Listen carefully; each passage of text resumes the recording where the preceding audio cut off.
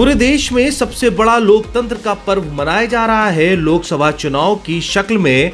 हम आपको आज कन्नौज लोकसभा सीट का समीकरण बताएंगे कि आखिर किस पार्टी का पलड़ा वहां से भारी है और कौन सा उम्मीदवार जीत की कगार पर काफी नजदीक दिखाई दे रहा है।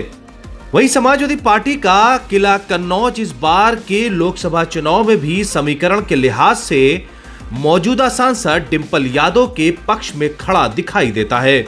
सपा प्रमुख और पूर्व मुख्यमंत्री अखिलेश यादव की पत्नी का मुकाबला यहां भाजपा प्रत्याशी सुब्रत पाठक से है। सुब्रत पाठक पिछली बार मोदी लहर के बावजूद हार गए थे। संयोगवश दोनों कॉम्पिटिटर एक बार फिर आमने सामने हैं। डिंपल को पिछली बार सुब्रत से कड़ी टक्कर मिली थी, इसलिए उन्हें ज्यादा अंतर से नहीं बल्कि मात्र 19,907 वोट की बढ़त पर जीत हासिल हुई थी। इस बार हालात मगर बदले हुए हैं। पिछले चुनाव के समय अखिलेश यादव प्रदेश के मुखिया थे। प्रदेश में अब की भाजपा सरकार है, लेकिन इस तथ्य को भी नजरअंदाज नहीं किया जा सकता कि पिछली बार सपा मैदान में अकेली थी, मगर इस बार उसके साथ बहुजन समाज पार्टी और राष्ट्रीय लोक दल भी मौजूद है। सुब्रत पाठक के लिए इस बार अच्छी बात यह है कि बसपा से उम्मीदवार रहे निर्मल तिवारी इस बार भाजपा खेमे में है। पिछली बार उन्हें यहां से 1,27,000 वोट मिले थे। भाजपा में शामिल हुए तिवारी पर बसपा के वोट बैंक में सेंधमारी की बड़ी जिम्मेदारी होगी, मगर कांग्रेस ने यहां अपना प्रत्याशी न उतार कर डिंपल का पलड़ा भारी कर दिया है। वहीं अगर मौजूदा हालात पर बात करें तो डिंपल यादव मौजूदा सांसद हैं। ये उनके लिए मजबूत आधार है, लेकिन क्षेत्र में उनकी उपस्थिति कम रही है। खास बात यह है कि डिंपल मोदी लहर के बावजूद इस सीट से जीत गई थी। इस बार तो समीकरण भी उनके पक्ष में है। क्षेत्र में लगभग 2,30,000 के आसपास यादव और कमोबेश इतने ही मुसलमान भी हैं।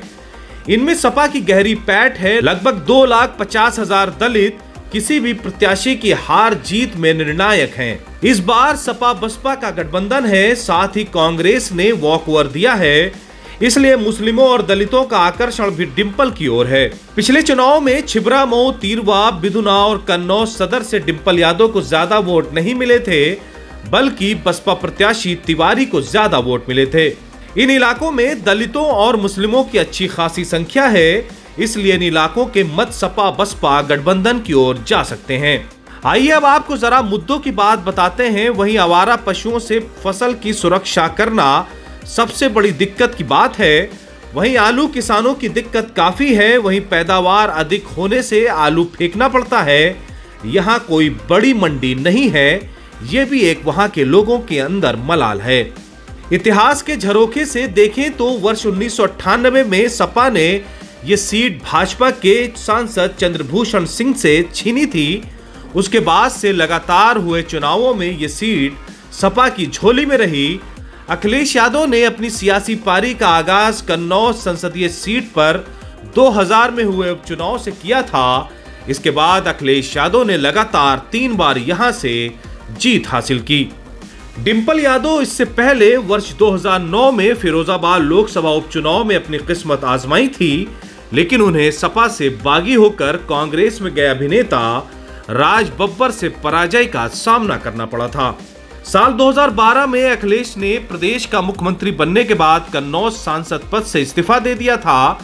उसके बाद हुए उपचुनाव में डिंपल यादव पहली बार निर्विरोध निर्वाचित हुई। साल 2014 में वो दोबारा कन्नौज से जीती। जातीय समीकरण पर नजर डाले तो यहाँ 16% यादव और 36% मुस्लिम वोटरों के अलावा ब्राह्मण मतदाता 15% से ज्यादा है और करीब 10% राजपूत मतदाता है। क्षेत्र में अन्य वर्ग पिछड़ा के मतदाताओं में लोधी, कुशवाहा, पटेल और बघेल समुदाय की तादाद भी अच्छी है।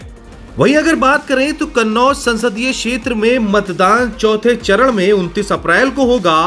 अब देखना यही होगा कि आखिर इन तमाम समीकरणों के बीच किस प्रत्याशी की और किस पार्टी की विजय कन्नौज क्षेत्र से होती है। Bureau report 4 PM news network.